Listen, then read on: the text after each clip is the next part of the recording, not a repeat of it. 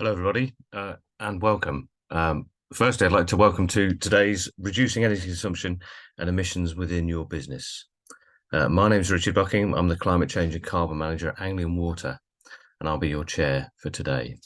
So as we all know, reducing energy consumption should reduce our costs. I think it's particularly relevant in these times of high energy prices, instability, and ongoing global uncertainty. So we at Anglian Water for many years had a programme of energy efficiency in both our operations and in our construction programme. In operations, we employ sophisticated energy management and monitoring approaches to identify energy use and areas of high consumption, and we address our reductions by focusing on the largest energy consumption activities. In our construction programme, we concentrate on embodied carbon. We actually call it capital carbon. This is effectively the carbon that's locked up in the materials that we use, so the carbon that's expended to make the concrete and steel. And in this construction program, we have a mantra of reduce carbon, reduce costs. So by focusing on carbon reductions as the primary driver, cost savings follow. And we've lots of data correlating this reduced carbon, reduced costs approach. But for both of these areas, understanding where the carbon and energy is in the processes that we employ has been key to unblocking our savings. So we'll shortly be joined by two of our three speakers we have on the webinar today. We'll be sharing the process to follow to help reduce energy consumption and emissions and what benefits this has for your business. This will then be followed by a final speaker who will provide guidance on how you can be a Carbon Charter member and further information on other supports and grants available for you as a business. The webinar has been designed to assist you further with your net zero journey, and we really hope you find the information provided today helpful. At the end of the webinar, there'll be an opportunity to take part in a Q&A with our speakers and panelists. If any questions occur to you during the presentations, then please add them to the chat and we can address in the Q&A later. During the Q&A, please use the raise the hand icon if you'd like to ask the question verbally, or type your question in the chat if you prefer. So please let me introduce you to our first speakers. We've got Glyn Lee, who's a Renewable Energy and Programme Manager, and Mark Dale, the Carbon Reduction Manager at Suffolk County Council.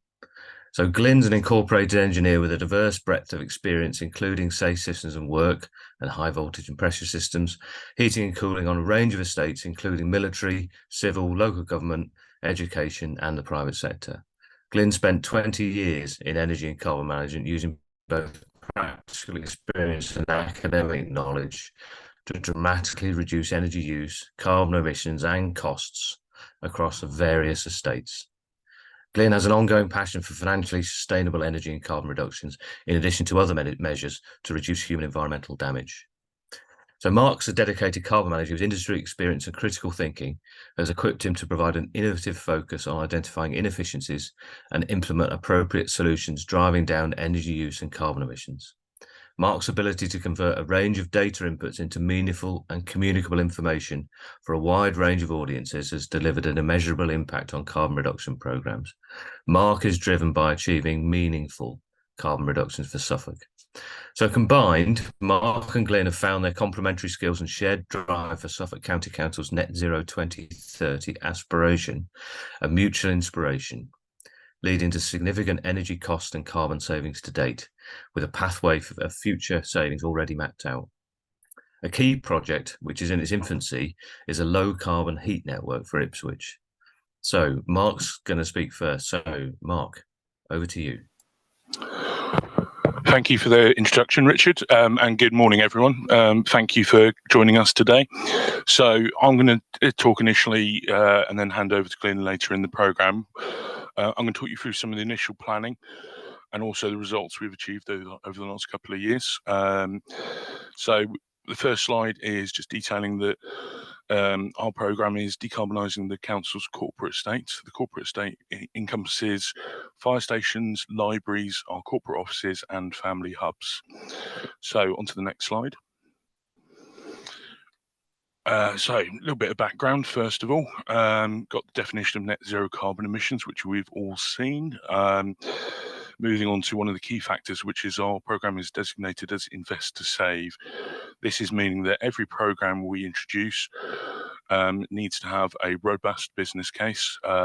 As Richard was talking about, the carbon case and the financial case often go hand in hand, and it's important that very early on we're focusing on the economic case as well as the carbon case to help gain traction with both. This became fairly clear in early work involving the programme, where we realised that the estate wasn't fully ready to transition to heating systems. And a great deal of the early work would involve that energy management, because this would reduce our capital costs later on in the programme. If we'd moved straight over to heat pumps, we assessed that our utility costs would have tripled in the early stages. So focusing very much to start with on fabric first approach, looking at where we can gain those energy savings. Second point is just talking about maximising self-generation. One of the best known investments in the market at the moment is solar panels. So we're looking and saying we needed to rapidly increase our rooftop solar, because that would help with the eventual transition as well, to reduce any need for to reduce the amount of electricity infrastructure upgrades. Last point is we have a governance structure in place internally. So we're talking about we report in monthly to a carbon board, and there's also a carbon budget published with political scrutiny on a yearly basis. So that's a little bit of the background. One of the things we've also picked up along the programme is getting charging infrastructure installed for a fully EV fleet by 2025. Okay, so a little bit of background. If we go on to the next slide. So this slide's a little bit more about the initial approach. One of the first things we did when we went back to the previous, one of the first things we did in post was looking at a 5-year energy and cost review for all of our sites. This was done initially on a monthly basis, looking at monthly energy data, applying variables to it, looking at seasonal trends, looking at age of the building, the fabric, as much data as we could pull together and see how that had influenced our estate historically. And we produced varieties of league tables, really looked into the data. On the left-hand side there in the picture, you will see a rather colourful looking league table, which was part of the initial kind of data exploration. So we were mapping out what difference could we do. We then needed to look at a free layer of data, so not just monthly data. It's very, very important in energy management terms to be looking at daily data and also half-hourly data to really understand how the building is using energy. The resulting of that was, at the early stages, we projected out what difference we could make and how we would be looking to achieve net zero, which is the top right of the pictures. And then on the bottom right-hand side, the impact that would have on running costs. This helped us kind of put forward a high-level business case to gain our funding pot, to be able to enable the work to continue. And a little diagram on the right-hand side, which Glyn hates, but I absolutely love, just about staying agile during the process. When you look at the initial planning, you've always got to kind of go out and do, test, measure, go back again. It's a constant recheck of where we are within the program. So that's everything for this slide. Other thing to mention is just setting usage targets as well. You've really got to kind of continually keep on it, because if you're monitoring a building, a couple of months slip past and then you're 2 months behind within the process. So on to the next slide, please.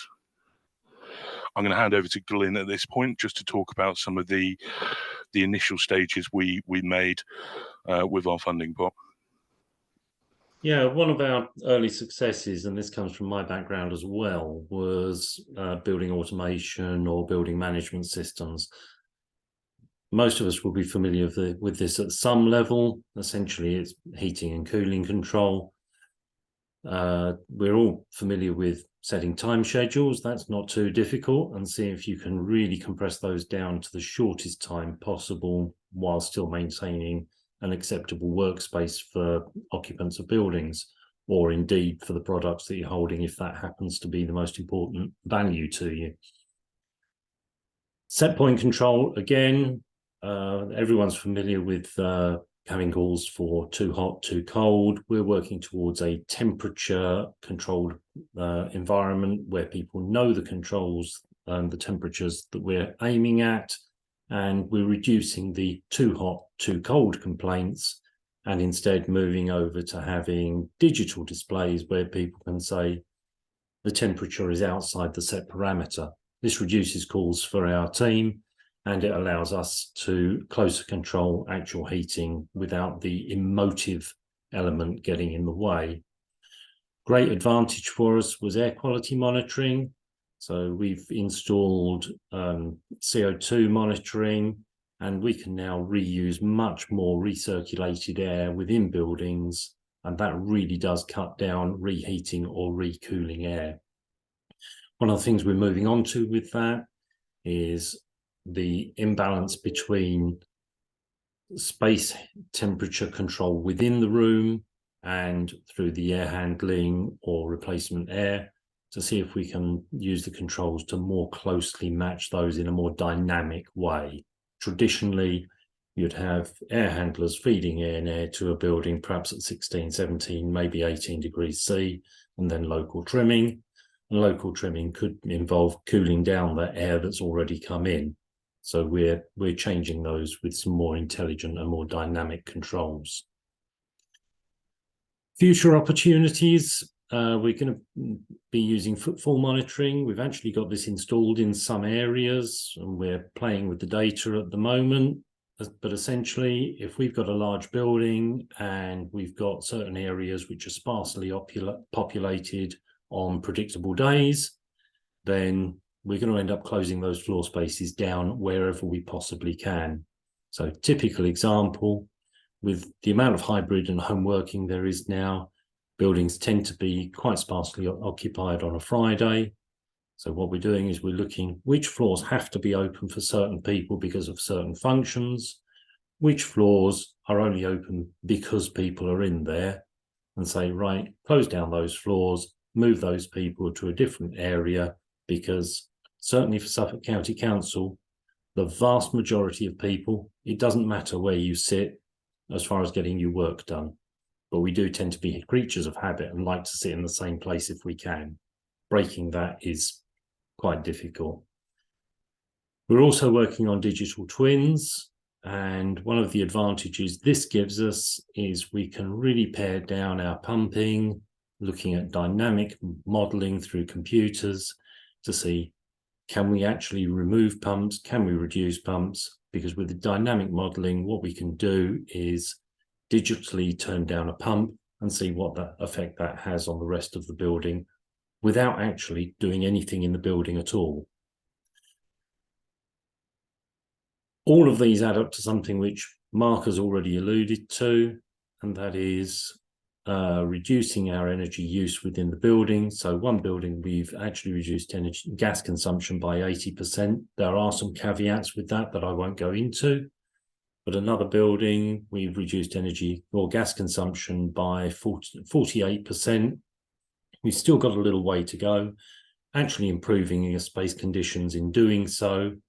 And what that means is when we come to convert to heat pumps, we've significantly reduced the capital investment to do that project, because we're not replacing on like for like, we're replacing for perhaps half the load. Next slide, please.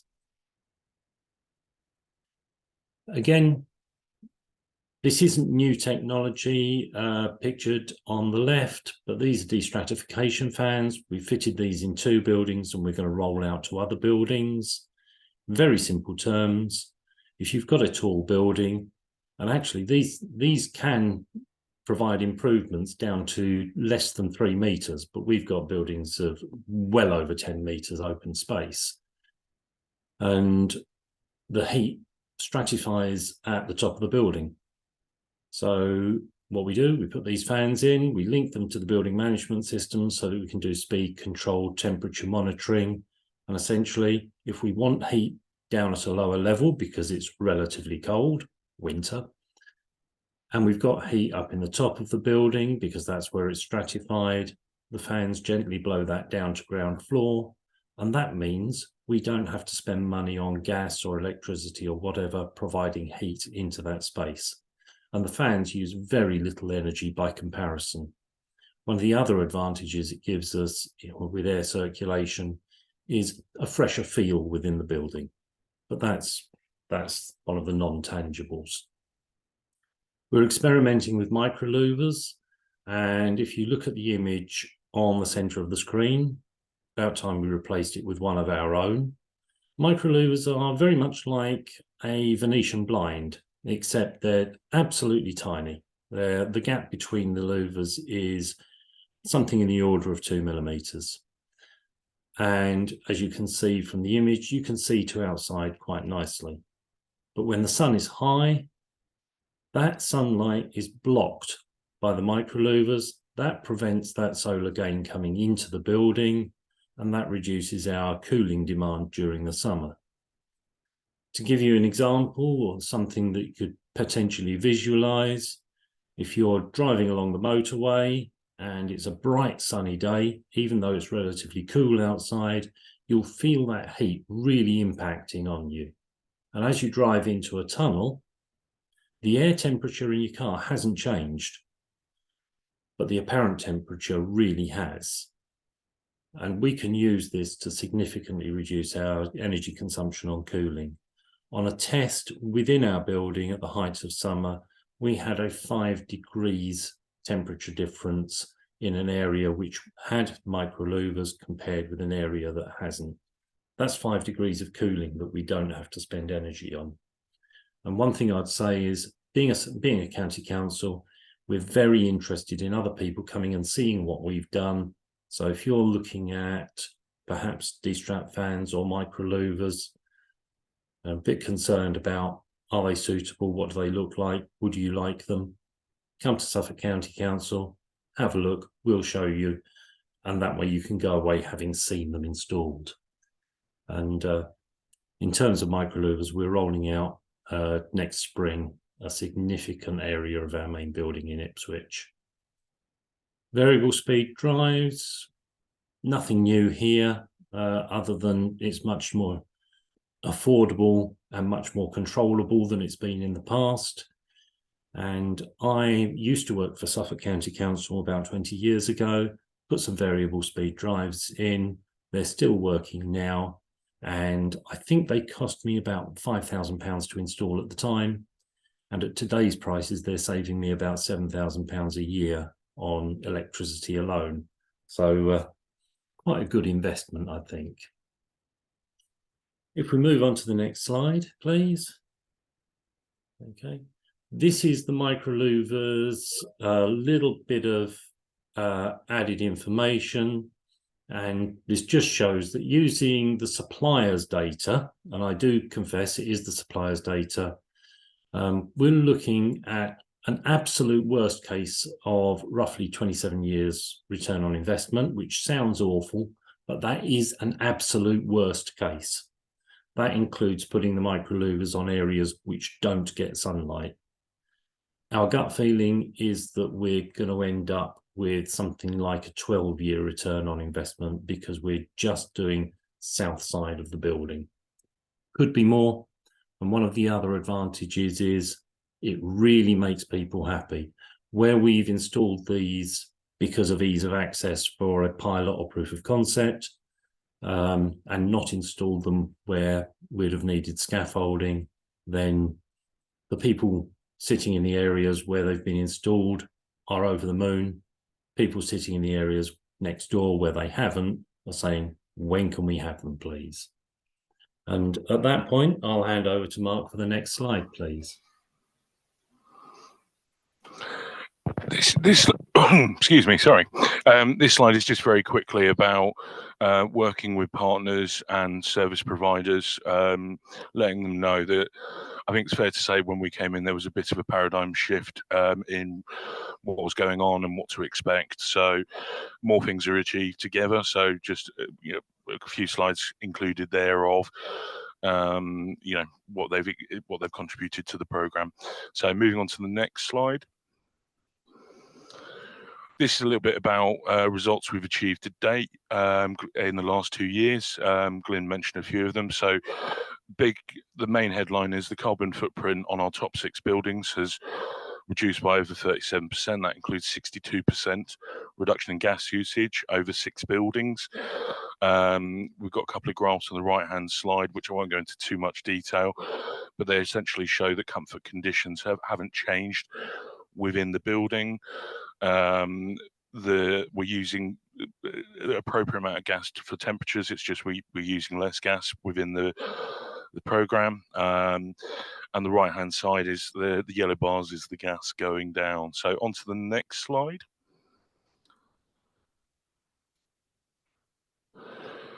This slide here is another version of the one we've seen previously. So this is the top 6 buildings within the estate.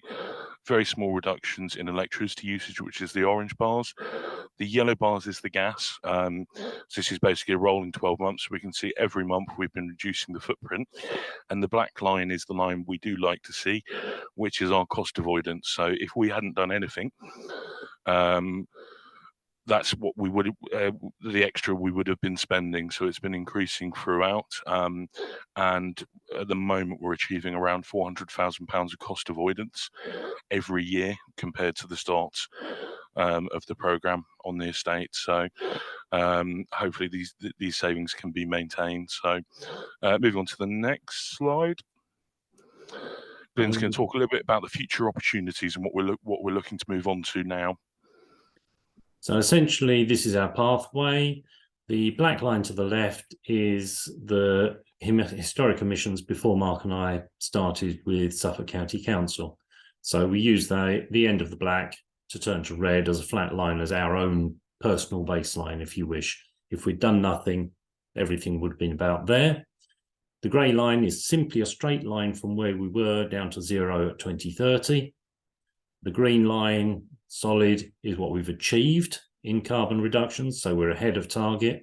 Well, we're at the beginning of the programme still, if you like. We're still making hay with the low-hanging fruit, to mix my metaphors. And the dotted green line is where we think our path will actually lie. So you can see we've got one of the predictable options, which is installation of solar PV on buildings, which we're aiming for roughly 20% self-generation by 2030.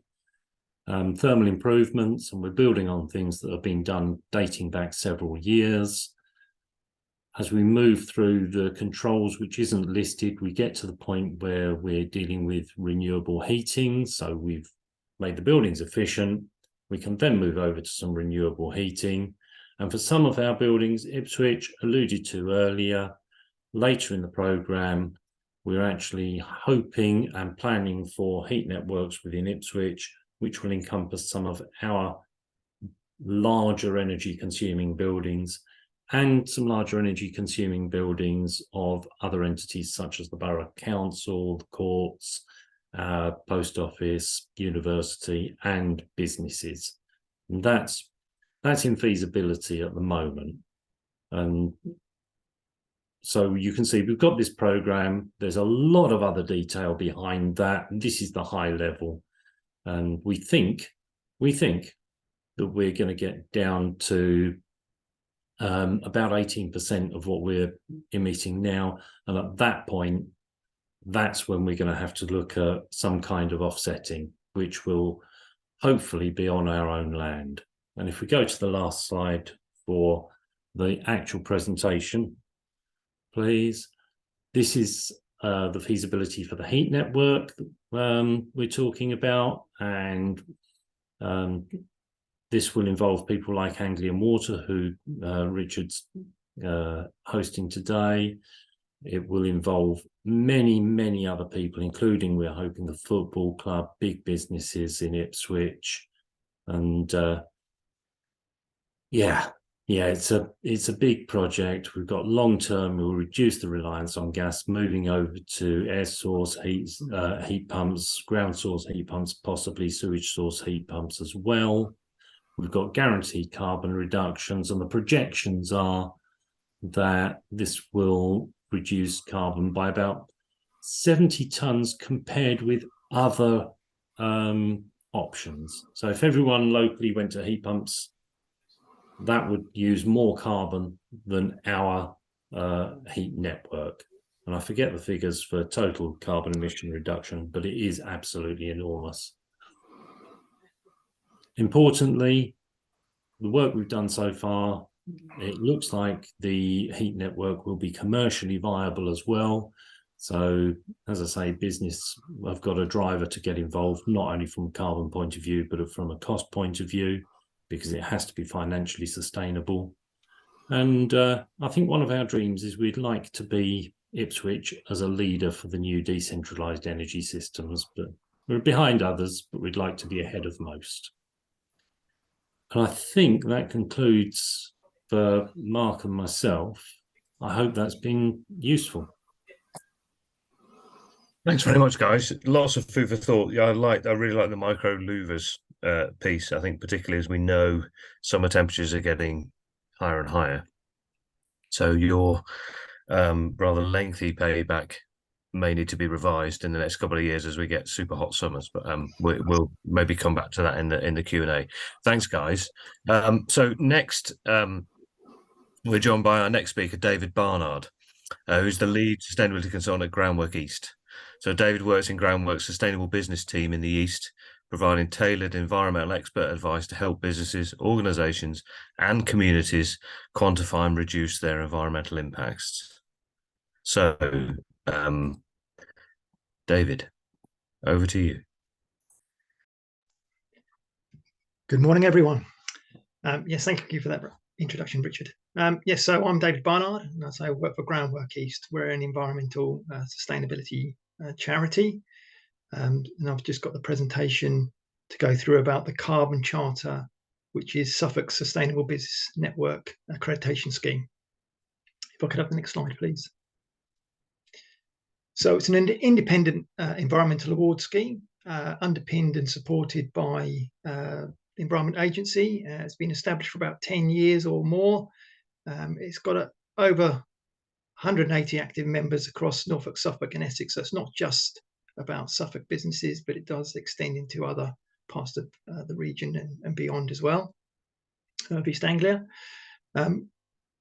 It also, the main aim of it is it's not just an accreditation board. It's about trying to join up like-minded businesses and offering networking and training support and events that we organise through Groundwork East to encourage people in their endeavours to reduce their carbon emissions. And therefore, as part of that, you get on membership support to improve your environmental credentials. If we could have the next slide, please.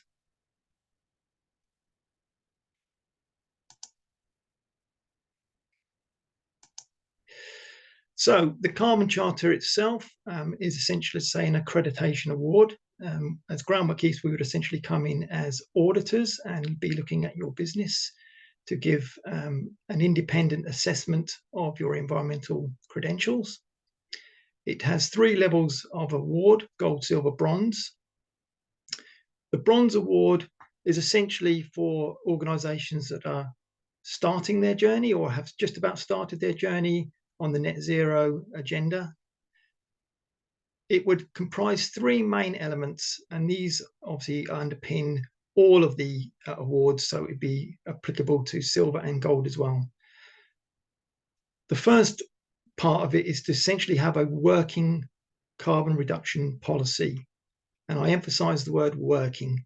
So it's not just a piece of paper saying, we're great, we're wonderful, we're looking after the environment, but it's actually a document that is a live document that you're referring to, and it's useful to you as an organization and people understand it. And it's actually, as a working document.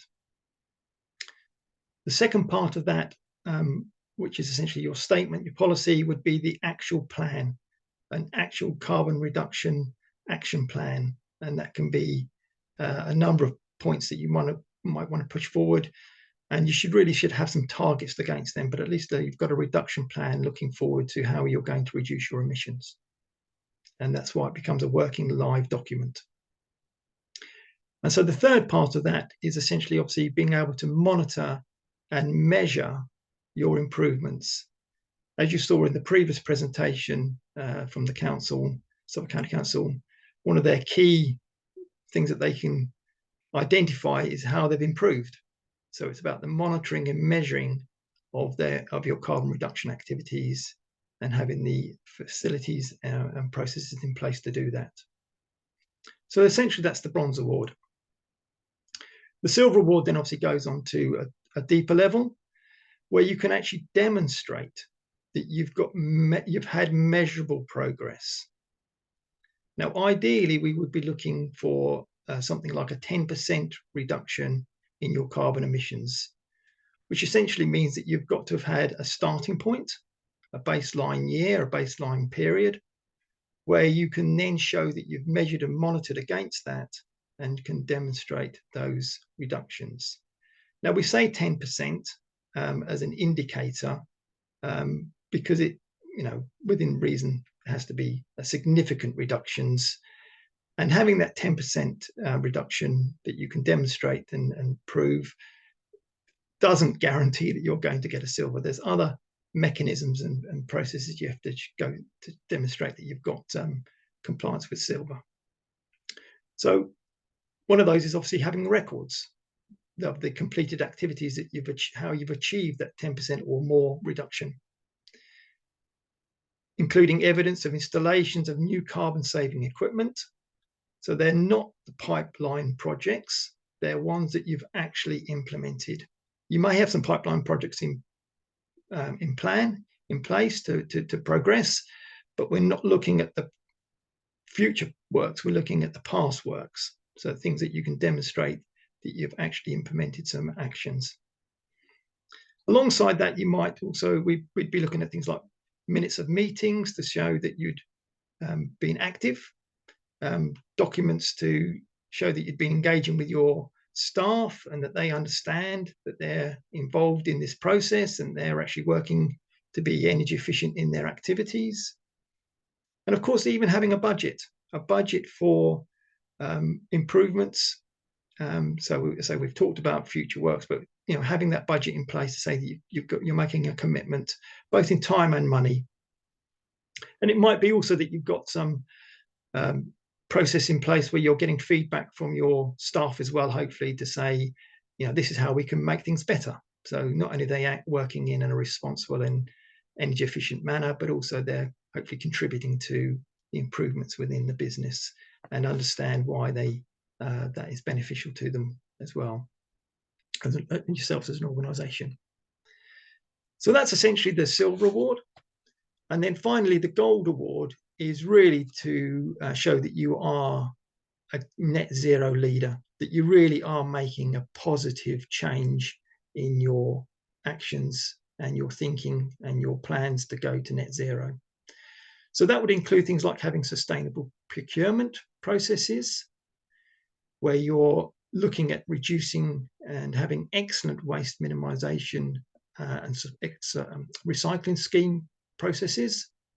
That obviously you've got energy efficiency premises and operations, that you're communicating your plans and objectives, not only internally, but to your suppliers and your customers. But also that you've got broader environmental actions that are including things like involvement in environmental sustainability and things like increasing biodiversity and community engagement, maybe things like litter picking, things like that. And obviously at the end of the day that you've got a net zero commitment, and that with a real commitment, with an actual, not only a plan, but target dates in place, which have steps on that journey. So they're realistic and achievable action plan. Now, obviously, I've talked a lot about what you're looking for in these action plans to get to net zero, just to try and highlight what zero means in terms of the government. So the UK government essentially have said that they believe that net zero is to demonstrate 100% reduction in carbon emissions from 1990 levels by 2050. So that's a sort of overall aim and goal of where you're going to. Most organisations will be trying to work to sustainability, the Science-Based Target Initiative, which is essentially setting a base year. So we've talked a lot about having a base year target reduction. So you set a base year, you look at where you are now or where you've been, if you're on that journey already. So where you've come from, and you're measuring from that point to show that you've actually had those reductions on those base years. So say in terms of the government, their base year is essentially looking at 1990, but as an organisation, you might be having a different year. Next slide, please. So what are the benefits of being in the charter? Well, obviously you can use the charter logo in your promotion materials. You can also advertise that you're a member, so you've got PR opportunities. We've got a list of members on the charter website, so you can look at that, and then you can say have that like-minded approach and look at your supply chain and try and identify other charter members that might be operating in your area or nearby, so you can use that as a means of getting your procurement. Obviously, it is an independent and verified scheme, so Groundwork are completely independent of the system. And also, we, as I come in as auditors, looking at the business, do the assessment, but then the actual process of accreditation is by an independent party. So it's passed on to an independent panel who are not part of Groundwork, and they will provide the external assurance of the system. And also, being part of the charter enables you to start addressing some of these procurement issues where you're looking for tender work maybe, and the procurement request is, can you demonstrate your environmental credentials? For example, you've got the Suffolk Climate Change Commercial Ask, which says, can you demonstrate your environmental credentials? And one of the ways of doing that is by being a charter member. It's also part of a lot of grant schemes now run by the councils that they recommend that the charter is an option that you can demonstrate your environmental credentials as well. Obviously, it's not an absolute, but it just helps in those tendering processes. Next slide, please. So also as part of the charter, as I say, it's more of a membership scheme. So there's the network, say finding like-minded businesses, and we aim to facilitate that by having lots of training and support available, webinars. There's webinars available on the charter website where you can look at those at any time about different things that have been happening, technologies, net zero agenda, all those sort of topics that are coming up at the moment. So we're trying to support organisations and say getting that like-minded, common approach through the networking system. Next slide, please. So also, as I say, we've got the resources available on the Carbon Charter website. So these are actually available to all organisations. So you don't have to be a member to be able to access the charter website and the resources on there. So there's a diagnostic tool, essentially a questionnaire, looking at what your business is doing. You just answer some questions and then we can get back to you to provide you with support around that. There's a grants and fundings page, and I've got a little bit more information on that a bit later on in the presentation. There's a supplier directory, as I've already mentioned, so there are members on that, but also say there is just general information about suppliers in the region who are have got environmental actions. So there might be air source heat pump installers or solar PV installers, that sort of thing. So there's a supplier directory there as well. It's just a general list, a bit like a yellow pages. Then there's obviously how you can get in contact with us. So the key there is also about obviously how much does it cost? So the charter is a chargeable service. It is broken down essentially costed by the size of your organisation. So there's a number of groups. You've got micro businesses, which are 0 to 9 employees, would be £875. That gives you all these give you 2 years worth of support. So it's £875 for those 2 years worth of membership support for micro businesses. Small businesses, which is 10 to 49 employees, is £950. Medium-sized business, which is 50 to 250 employees, is £1,300. And organisations over 250 employees is £1,750 to get that 2 years worth of support. That's your first entry. If you were then renewing after those 2 years, the costs do come down. And those costs are all available and shown on the charter website. So there's 2 levels, as I've just said. There's the entry level when you're first joining the charter, which is the cost I gave. And then also there's renewal costs if you want to renew after 2 years, which I say all that is on the website. It is broken down by 2 levels of support for the renewal. So you have a standard cost and a supported cost. If you are opting for the standard cost, then that's essentially where you are saying we can do quite a bit of this ourselves. We can do our own carbon footprint or some part of the award assessment and put that together yourselves, and then you submit it to us, and then we'll obviously validate and check it through before it goes on to be assessed by the charter panel. Or if you want to, then obviously the supported mechanism is where you can actually apply for the renewal, and we will do effectively the whole thing as very much as if it were a starting again process, where we'd be looking at it from the whole aspect of the business. So we would literally hold your hand and take you through the process as if it were a new approach, but to say it's done on a renewal basis. Next slide, please. Within the charter, there's also a process called the Pathfinders support, the partners.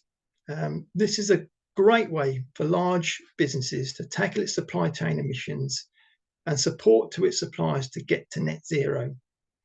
Examples of these are the East of England Co-op, which has partnered with the Carbon Charter for almost over 10 years.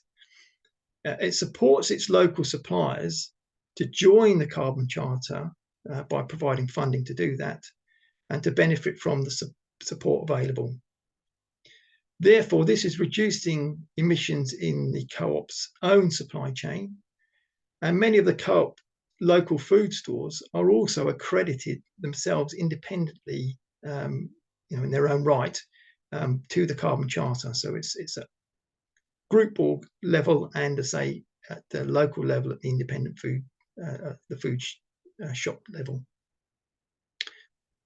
We've also this year, we've partnered with the Suffolk Growth Partnership to support Suffolk's visitor economy. And we're working with 10 businesses from hospitality, retail, visitor attractions to support these organisations to join the Carbon Charter and to manage and reduce their carbon emissions. So visitor attractions at the moment that are getting that support, partners are Jimmy's Farm, Africa Live, the New Wolsey Theatre, for example. And hospitality, there's Thorpe Nest Golf Club, the Angel Hotel in Bury, and the Swan Hotel in Lebanon. We've also been supporting them through the joint network and getting the Carbon Charter Award. So we're also looking to host a series of webinars focused on net zero and the visitor economy. Obviously, that information is available on the Charter website. Next slide, please.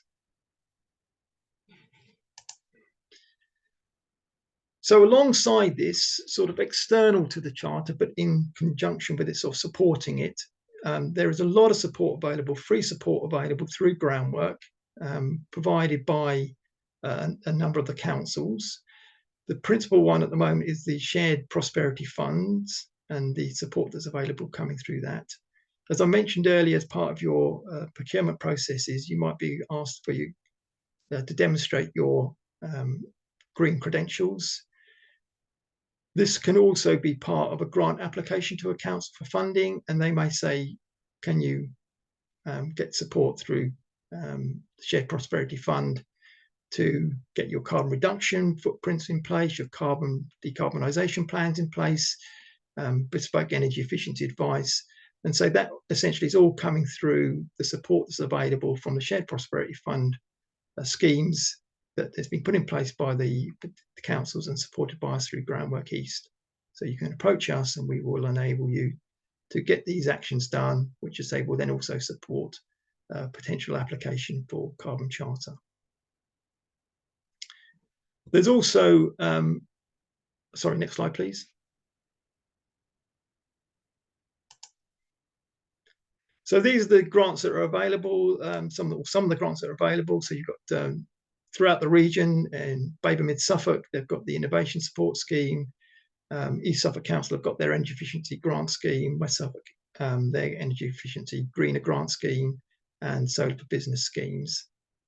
Obviously, there's more detail available that on the grant funding page on the Carbon Charter website. Obviously, the recommendation is through most of those schemes that say that you are approach or look to get some support, which is freely available, as already previously mentioned, through that shared prosperity funding mechanisms that underpin say getting your carbon footprint and action plans in place. Next slide, please. And alongside that, Suffolk County Council have a campaign at the moment called 25 by 25. So this is a pledge for organisations to make that they are going to reduce their carbon emissions by 25% from that base year period that they establish, and do that by 2025. So that's not very far away, 2 years.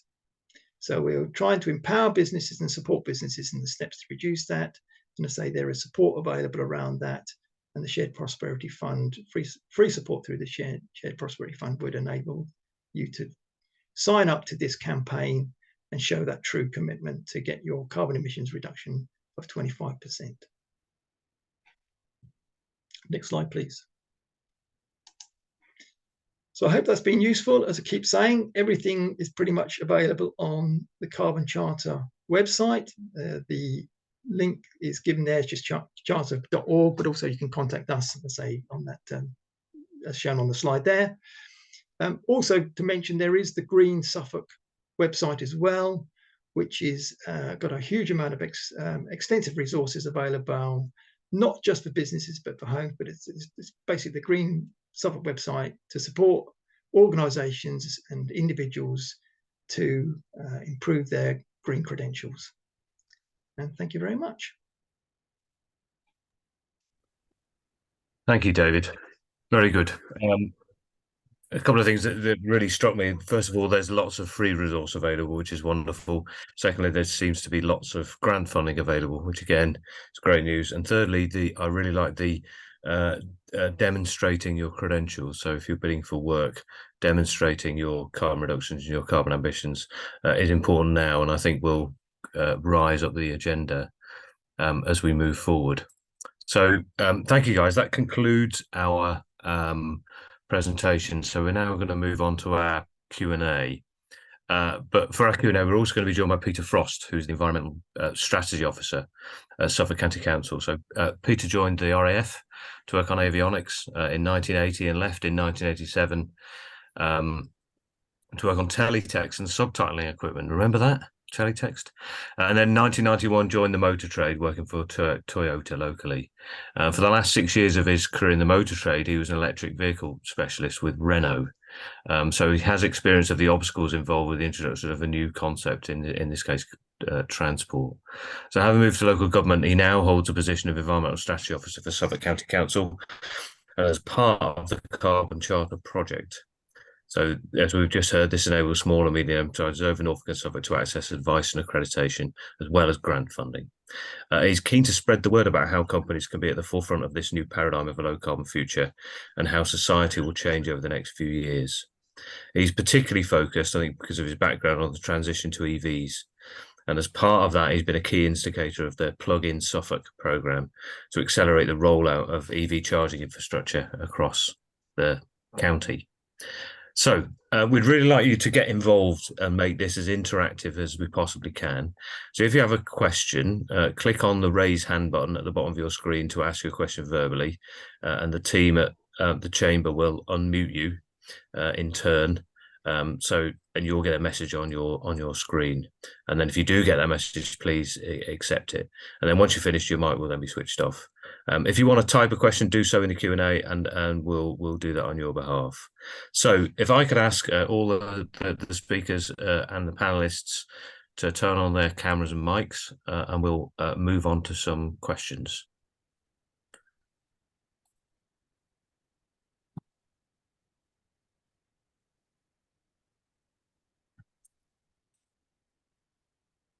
Okay, we got Peter as well. Yep. Can you hear me? Okay, Richard? we're all here. Hello, everybody. Hi, everyone. Hello, everybody. Okay, so first question then we have in the chat is about hydrogen. Does it feature in a sustainable energy strategy? So who's the first on that? So Peter, why don't you go first? Well, yeah, what an interesting question, because hydrogen very often does come up when we're talking about energy. And I think the important thing to think of hydrogen is it's a energy storage rather than an energy source. So you have to use quite a lot of electricity to make the hydrogen in an environmentally friendly way to start with. So once you get into the huge amounts of energy that are involved in making it, you then start to have a much clearer idea of the balance between its usefulness and its cost. And I completely concur, I think, with all of my colleagues and most people who study this, in that hydrogen may well have a part to play in the future, but it always seems to be a few years away in the future before it's going to be practical. And as happened with passenger cars on the electric vehicle front, and it looks like it's about to happen with heavy goods vehicles, with battery electric powered HGVs going up and down the A14 through the middle of Suffolk very, very soon, already doing testing, whereas the first prototypes of hydrogen vehicles aren't expected until 2027 by the earliest. What tends to happen is that battery technology improves, efficiency improves, and so they've had hydrogen's lunch by the time hydrogen arrives towards the tail end of the story. So I do believe it'll have a place to a role to play in the future, but it's not an immediate, and it's not an easy fix. Yeah, I'd agree. And also the other thing about hydrogen, we need to remember we need water to make it. And with climate change, rainfall patterns are changing, etc., etc. And the infrastructure for making it needs investment. And then Glyn's point as well about the high volume and how you store it and how you transport it and so on. So, Glyn, would you like to add? Yeah, I'll just build on the volume question, really, because if you can visualize a Calagas tanker driving down the road, a fixed bed, that's carrying something in the order of 18 to 21 tons of fuel. The same vehicle, because hydrogen is a compressed gas rather than a liquid, yeah, that same vehicle can only carry about 1 ton of hydrogen. If you can visualize that, then imagine your car fuel tank would actually have to be roughly 18 times the size that it is now to give you the same journey. So as a piped fuel, fantastic. Once you've taken into account that it's about 40% efficient to make, but that's great if you've got waste electricity, you know, middle of summer, winds blowing, loads of energy coming off your turbines. Great. Pump it into creating hydrogen, which you can store and use later. But as a transport fuel, I can't at the moment see it. If technology comes along which makes it capable of larger volumes stored in a smaller space, then I think it's got a chance. Yeah, I'd agree. And I think that there may well be a focus of using hydrogen in some of those industrial sectors that are pretty hard to decarbonize. So you can manufacture and use hydrogen close to where it's consumed. for those hard to decarbonise things, things like concrete and steel manufacture, those kind of issues, I think. David, have you anything to add on the hydrogen point? Not particularly. It's not a specialism. I mean, I'm a great supporter of the idea, but I think Peter's right. It's a bit of a long strategy, and a lot of technology to address issues to address on that. Yeah. One thing I'll just add into that is, for quite some time now, some operators have been using compressed natural gas, which is better than diesel, but it's still a fossil fuel, and that has been very effective. The two issues they have are this volume question and the time it takes to charge a tank. With the liquid fuel, we used to putting the nozzle in and in 5 minutes squirting 500 miles in the tank. Certainly with the compressed natural gas, the buses tend to take 3, 4, maybe 5 hours to charge up, because transferring gas is a much slower process when you're transferring it at a high pressure. Yeah. Thanks, Glyn. Should we change tack now? We've got a question from Aman. We are launching a scheme called Net Zero Leiston. As part of it, we want to introduce an EV car sharing scheme. Hence, are going to install public EV charging stations. What would be the process of public installations of these and the costs incurred? What would be the best ways to source? So, Peter, I think that's you're probably best placed to address that first. Yes, and can I just start by complimenting Leiston, the fantastic work and aspirations that they're holding there. They're moving forward very well. We actually, it was Team Suffolk leading the way with one project that we did that I was heavily involved with getting underway, which was Plug-in Suffolk. And it was a unique way of getting charging infrastructure into a county that A, depends quite a lot on the visitor economy, and B, has large rural areas where there's communities away from the main arterial routes. So there's not the usual commercial incentive to put EV charging infrastructure in there. So Plug-in Suffolk was started as a pilot scheme.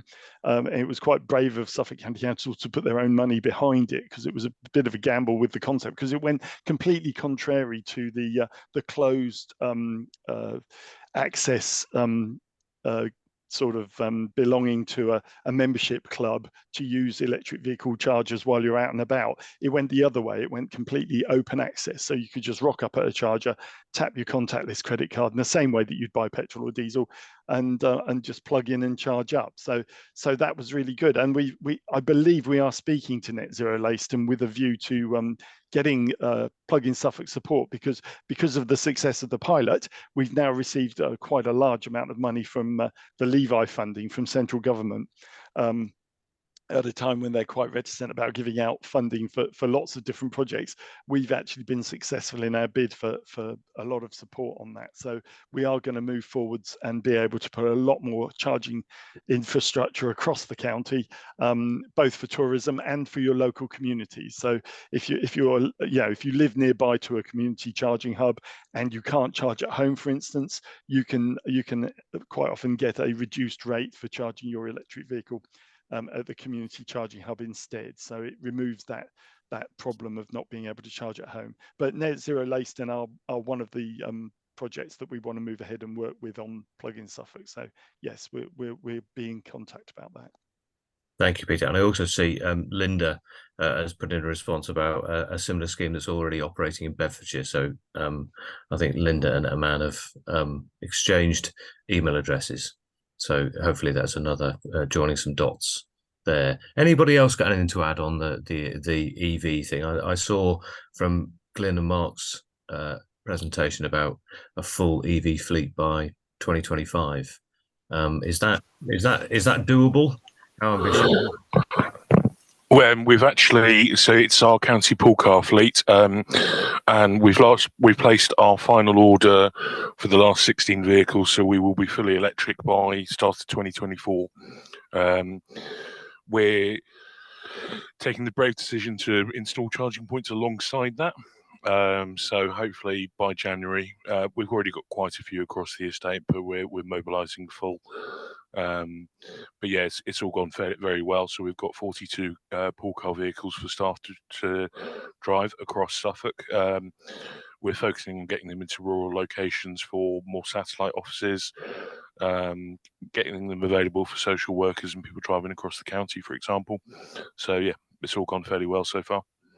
Brilliant. I just wanted to touch a little on behaviour change, but first, kind of a little anecdote from Anglian Water. So, some while ago, we introduced electric vans in our fleet, the smaller ones that could do EV at the time, and the particular routes and operators were chosen based upon mileage and all of those kind of parameters.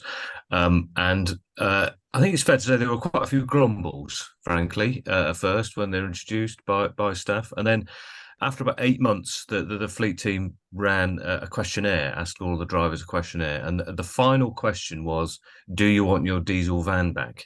And everybody said no. And it was a really interesting kind of understanding that in fact, when people take these things on, actually, oh, this is much better than I thought it would, and in fact, it's better. And I just want to come back to I think in Glyn and Mark's presentation about shutting particular floors on particular days when they're empty and so on. And what's been the general kind of view of staff about this push towards carbon reduction and sustainability? Have they been supportive? Have they been resistant? Have they embraced it? Have they been pulled along, kicking and screaming? I mean, what's the general view? There's a whole range. There's a whole range. There are people who are absolutely on board. There are people who are absolutely not. If I draw perhaps an inappropriate parallel, it's almost the difference between the people who are evangelical vegans and the people who think that those evangelical vegans are mad. But most people sit somewhere in the middle of that argument. And if I come back to our carbon management, one of the big things we've done is we've improved the comfort conditions in the building by better control. That's worked, absolutely. And that's where we've got the majority of our savings from so far. When it comes to closing floor plates, that's going to be a challenge. And I think it's something that we're going to have to do in quite a soft way. So you can do anything you like in a building on a Friday afternoon, nobody cares. If I go back to my early days looking after heating controls, if you get Monday morning wrong, everyone's grumpy for the week, but you can do whatever you like Friday afternoon, nobody cares. And that transfers. So I think what we're going to be able to do is we're going to be able to close floors on a Friday afternoon. Once that becomes normal, I think we're going to be able to close routinely sparsely occupied floors on a Friday. Once we do that, moving on to something more dynamic where the building management systems, talking to card entry systems, perhaps people detection, all that sort of thing, all of which I might say is absolutely anonymous. We don't know who is where, we just count numbers. But I think once we can automate that and something's become normal, then we can move into closing more spaces and just being generally more efficient with space. So small steps then, I think, is what you're saying. Yeah. If I could just add in quickly, there was a bit of a step change. So we started by at Christmas time closing one floor plate, the first Christmas. Then the next Christmas it was 3 floor plates, and majority of the building. There was a lot of learning during those processes about people, and the organisation were very, very supportive until the logistics of what was involved suddenly came, but overall there was still a lot of support for it. And then we're moving on to the next steps, as Glyn said, looking to bring it into a normalized situation. And hopefully those operational challenges about people needing to have access to specific printing materials and things like that, they become more easily overcome than they have been in the past. But I think certainly since I've joined the county council, I've been impressed by the level of support compared to a number of organisations towards sustainability. But I think it's perhaps just it is something on the agenda more and more recently over the last few years. So I think it's interesting. It's far more front of mind, isn't it? But I think many people are still in the what do I need to do kind of phase.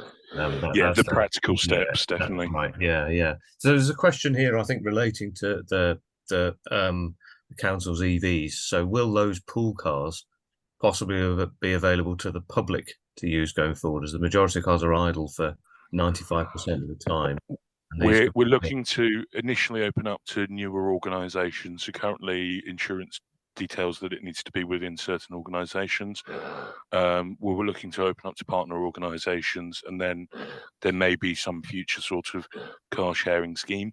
There's certainly a desire to do that, but there's just a number of kind of hurdles to be overcome. So it's not something that's necessarily going to happen quickly, but it is something that we would like to try and achieve. Right, good. Thank you, Mark. Any more questions from the floor? If not, I will jump in. Okay, so it appears not. If anybody wants to ask a question, then please put it in the chat. But I was very struck, Glyn, when you were talking, and Mark, about energy consumption reductions in buildings, and I think you mentioned gas reduction at one building 80%, but there was some kind of caveats in that, and then another figure I think of around about 40. Have you got a sense of how far you think you can get that down? Is presumably there is a number where you're just going to need to use. How much further can you go? I think if we look, if one of the slides that Mark showed was that rather massive drop in gas, and at the same time a fairly modest drop in electricity. I mean, we'll take that, believe me. So if we look at the 80% gas drop building, we probably can't go any further with gas there. However, we know that we're using too much electricity there. We don't quite know why. We are investigating, but it's a bit of a Rumsfeld. We had a problem before that we didn't know about, so couldn't address it. Now that we've addressed the gas, we know that we've got this electricity problem. We're investigating that. We're putting in change. That may temporarily put the gas level back up again, but because we're dropping electricity a long way. And it's a bit of an iterative process. So in Endeavour House, our main building, we've dropped gas consumption there by 48%. Electricity's gone down by 10, 11, 12%-ish in the same period. And I think we've gone as far as we can go with the technologies that we've used.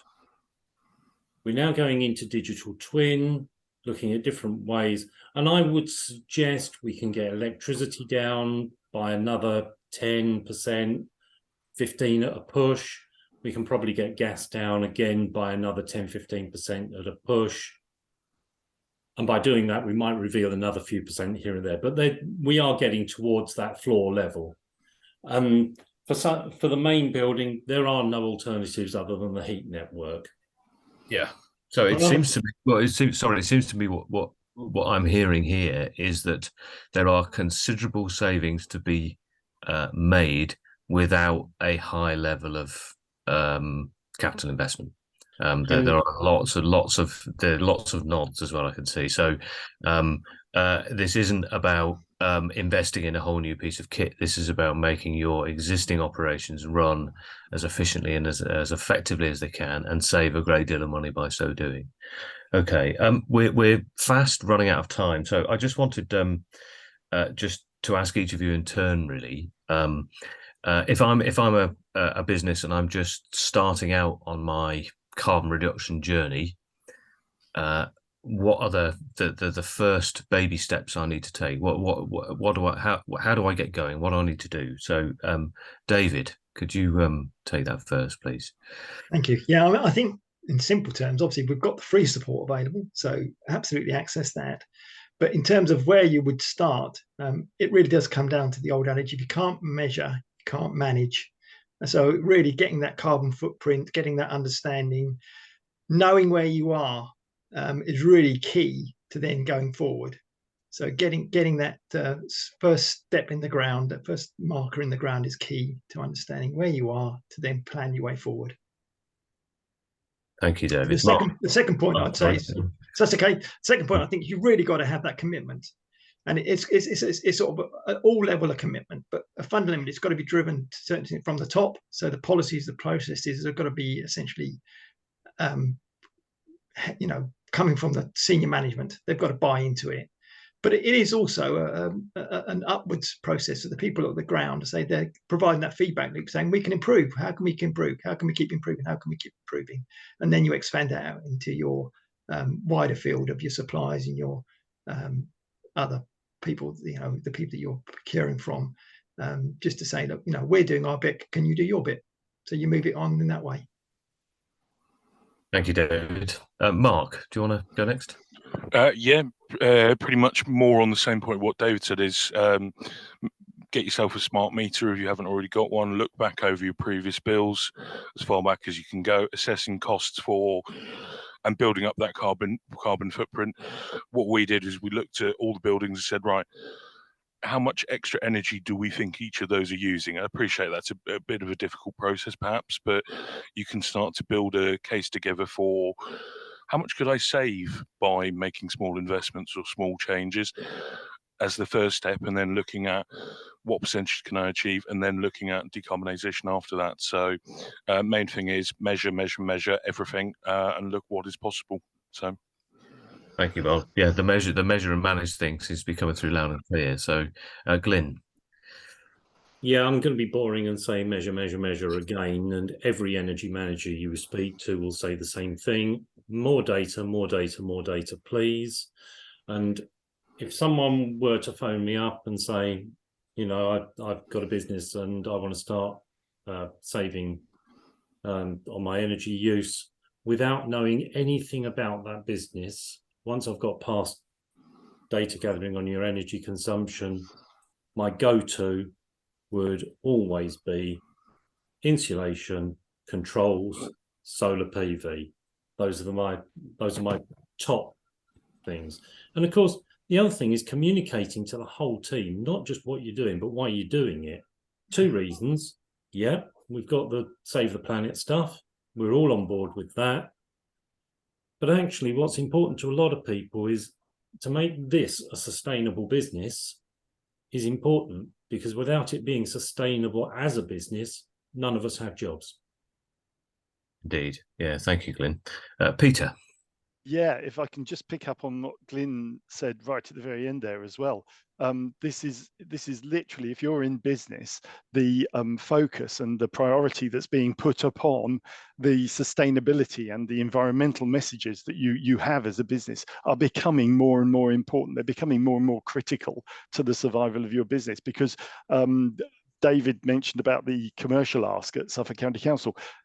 Suffolk County Council isn't the only big business that's looking at their supply chain and saying, we only want businesses supplying to us who are doing the right thing by the environment, who are reducing our Scope 3 emissions and helping us in our quest to become more sustainable. There's more and more businesses like that. So if you're in business at all, my advice for the first steps, and we receive a lot of feedback from businesses who say net zero by 2030 or 2050 seems a massive target to be aiming for, which is why we brought out the 25 by 25.